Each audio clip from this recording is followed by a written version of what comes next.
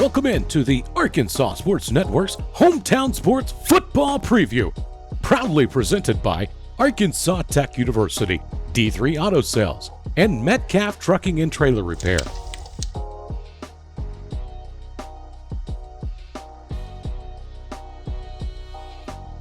Today we're visiting with Marshall Bobcat head coach Cody Castle.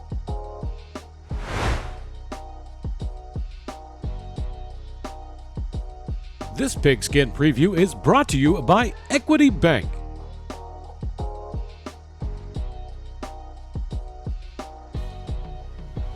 Welcome back into the Hometown Sports Arkansas Football Preview. We are in Marshall, where we have Coach Cody Castle here as we're going to talk about the Marshall Bobcats. Coach, I appreciate you joining me here. Thanks for having me. On a Sunday afternoon. Appreciate you.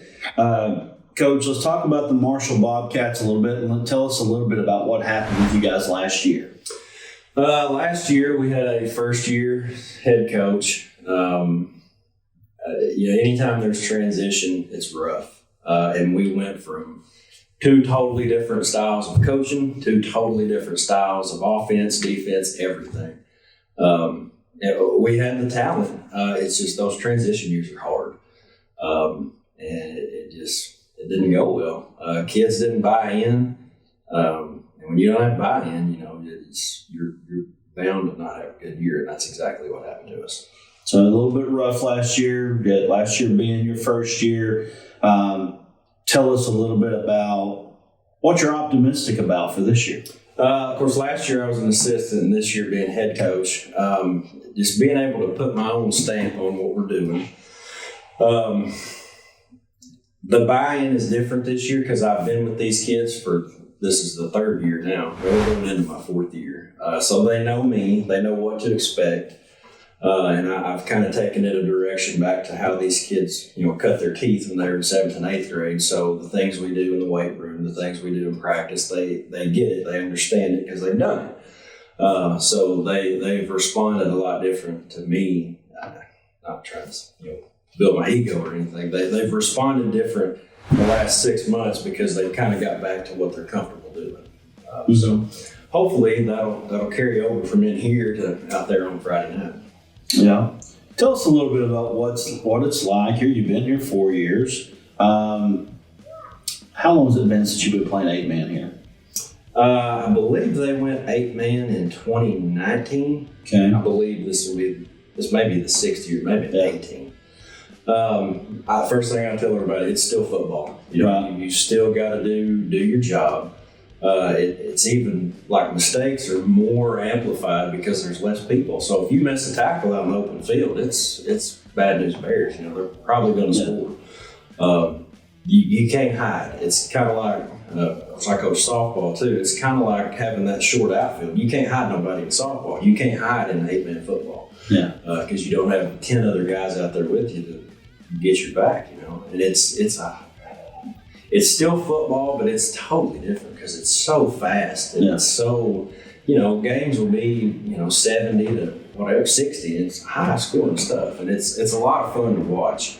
The old ground and pound stuff, it doesn't really seem to work like it does in 11, man, because you just don't have the guys. Right. Not enough of them. But it's a lot of fun. I really enjoy it. I really do.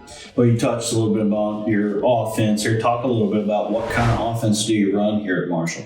We're going to be, predominantly, they call it the gun tee. We're going to have two backs in the backfield and the quarterback out of the gun. And we're going to do, a lot of left and right, misdirection, and try to use our speed that we've got. Going to try to finesse a lot of people. So we're going to I'm not going to try to line up and mash you because I don't have the guys to do that. But we're going to try to use the speed we've got, and that's the direction we're going.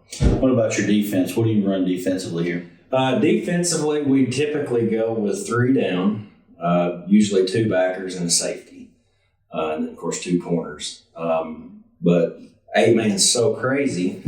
If they come out with the extra wide out on one side, you lose that safety, and then you better have 2 pretty tough linebackers. Yeah. So that safety ends up being a whole lot like another middle linebacker, or a middle linebacker. Yeah. And so the guy that I've got playing there, he's a ball hawk. I mean, he'll get after it. But I can also back him up and he play deep center field too. So they've got to be really versatile. You know, your linebackers have got to be able to cover the pass, and your defensive ends have got to be ready to step out there on the edge and defend. Sometimes, whatever the case may be, it's totally different. But that's what we try to do is 2 backers and a high safety. I'm sure that the community rallies around the Friday Night Football, right? They do. What's it been like in the 8-man version of that? A lot of people, you know, there's growing pains. People are like, "Well, that's not real football. They're just playing 8-man." But the more we get into it, they see that these kids are putting in really hard work. You know, the community's it's growing on them also. Yeah. We still have big turnouts on Friday night, and I've been here my whole life. So hopefully, you know, they see, oh, there's a hometown kid, you know, coaching our hometown team. So Right. I'd like to think that maybe we can be positive and get out in the community, these kids do things in the community, and build that even more than what it already is. Tell us a little bit about who you have returning and guys to kind of watch out for. Okay. Some guys to watch out for. I've got he's always been a linebacker, but this year I've lined him up at tailback. And he wants to hit. Now I can tell him, run through that wall there, and he'd probably try to do it. Mm-hmm. He wants to hit, and I've watched him on film a lot at team camp. And he'll just go hit somebody, whether he's got an assignment or not. Like if he's got sell the sweep on the outside, he'll just go hunt somebody up. I mean, he wants to hit. That's Daniel Griffin, but he's little. You know, he's big around as my thumb, but he's mean. I've got a young quarterback, which that's always scary. He's a sophomore, so he's you know, a little green, but he's smart. He knows football. So if we can just keep him level-headed, he's going to be really talented. He's probably 6'1" or 2, and just quick as he can be. So if we can develop his abilities, by the time he's a senior, he'll be a dude. Defensively, I've got some guys playing linebacker. Kid named Casey Steele, he's played football off and on his whole career. He's a junior. He's impressed me this summer getting to the football. I mean, he'll run through blocks. He'll do whatever it takes, and he's at the football every time the tackle's made. Whether he's making it or helping out, he's there. So I think we're going to watch out for him because he's pretty talented, and he's a long, lanky kid, and just loves to hit. You know, so I'm excited to watch. Sounds like you got some guys that like to hit. I do. I'd like to have 10 or 12 more. Yeah, I've got probably five on each side of the ball that just love to hit. So that's half the battle. It's a start, right? That's half the battle. If they ain't afraid of contact, that's a pretty good thing. Yeah. So, well, have you touched on anybody might surprise somebody? Got a kid that he's never started, but in a couple of personnel packages, he's the wideout. And most days in practice, you'll be yelling at him, "Why ain't you dropping that ball?" or "Go block that guy." But in team camp, he's shown the ability to get 20 yards downfield and put a block on somebody, and he's pancaked a few. And I thought, he might be all right. And he can make a few catches when he really buckles down and decides to. And defensively, got a little guy named Jacob Miller. He's played since I've been here. This will be his second year, I believe. I told a guy the other day, he's been on the field probably 8 different plays in 2 years that I can remember. And half of those, he's knocked the ball down, swatting balls down, defending deep ball. So I think with a little bit of development, I think he'll be really tough out there on the corner. That's good. Talk about your schedule a little bit. Who you got? And I know 8-man schedule is a little bit different because y'all are spread out all over the state. Yeah, this year was probably one of the more challenging years because they got 2 divisions in 8-man. They've got the 3A and the 2A. Well, we're in 3A, and there's 4 of us. We did have Genoa Central, which is nearly Texarkana, but they ended up going back to 11-man. So right now we've got Rosebud, Subiaco, us, and Corning, which Corning is 3 days away. But we're spread out so far, and there's only 4 of us, or 3 to play, and so the non-conference schedule, you're trying to get 6 games. Typically, you only get 4 because you play 4 non-cons, and then they're into their conference, and we're still needing 2 games. Right. So I'm fairly good buddies with Rosebud, so we're playing a benefit game with Rosebud, and then we're playing our conference game with them.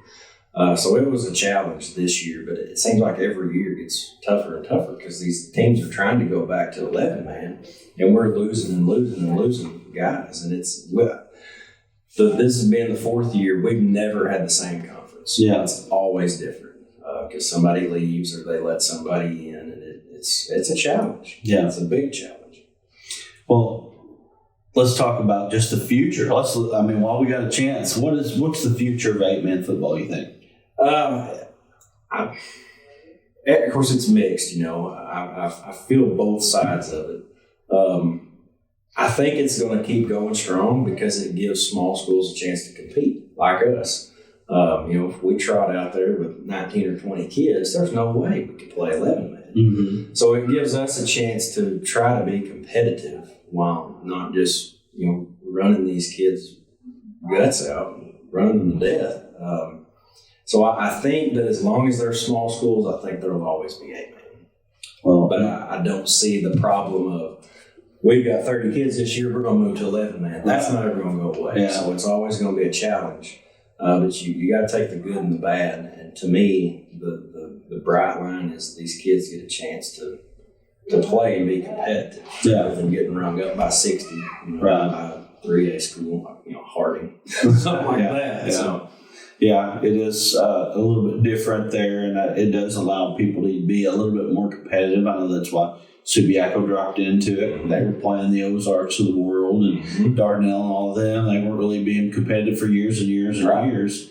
And so they got a chance to get into 8-man. They've been competitive, and it's definitely been a good thing for them. I know Marshall kind of in the same boat. Mm-hmm. And we were in a rough conference too.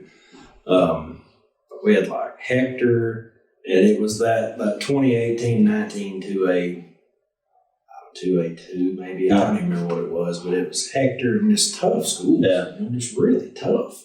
And then COVID hit. Yeah. And you walk out there, you've got 15 or 16 kids, and the coach at the time just kind of threw his hands up. He's like, what do I do? I can't, how am I supposed to play football? So they took an off year, and then this 8-man thing come along, and it's built steam every year, and our numbers are growing and growing and growing. And hopefully with a little bit of success, right. We'll get even more numbers. So I'm sure the 11-man discussion will come around for us. And man, if I could have 30, 35 kids every year, I would not be opposed to it at all. So, right.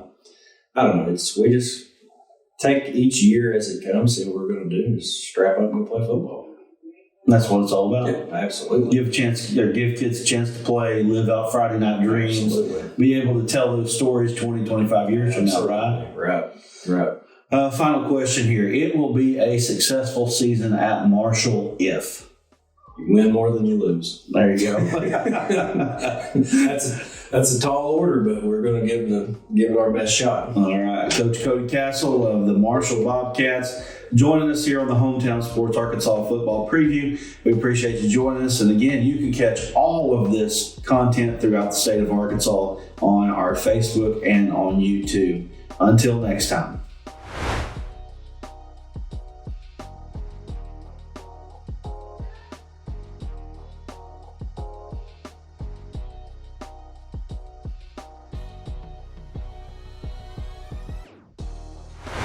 Thanks again for joining us on the Arkansas Sports Network's Hometown Sports Football Preview. Don't forget to like and subscribe to the Arkansas Sports Network on YouTube to catch more previews and all the latest updates on your favorite teams.